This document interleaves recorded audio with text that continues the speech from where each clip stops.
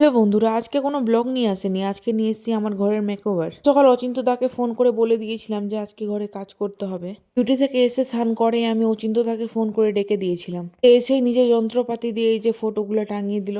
দেখতে কতটা যে সুন্দর লাগছে বলে প্রকাশ করতে পারবো না। যেভাবে অল্প অল্প কাজ হচ্ছিল সেভাবে আমার মনে লাড্ডু ফুটছিল। ভাবছিলাম যে লাস্ট ফাইনাল লুকটা যে কেমন হবে ভগবানই জানে। তবে এই পর্দার সেটটা আমি মিশো থেকে অর্ডার করেছি, কোয়ালিটি খুব ভালো, দেখতেও প্রচুর সুন্দর। এদিকে জানলার হ্যাঙ্গার গুলো টাঙানো হয়ে গেছিল, তাই জন্য আমিও পর্দাটা টাঙিয়ে দিলাম। পর্দাটা টেঙে দেখছি যাক, খুব বেশ সুন্দর লাগছে দেখতে। চিন্তদা ওদিকে দরজাতেও ফুটা করছিল, তাই জন্য আমি ঘরটা গোছাতে লাগলাম। আর এই দুটোই চাদর দেখতে খুব সুন্দর, তবে যে কোনো একটা বিছাবো এখন।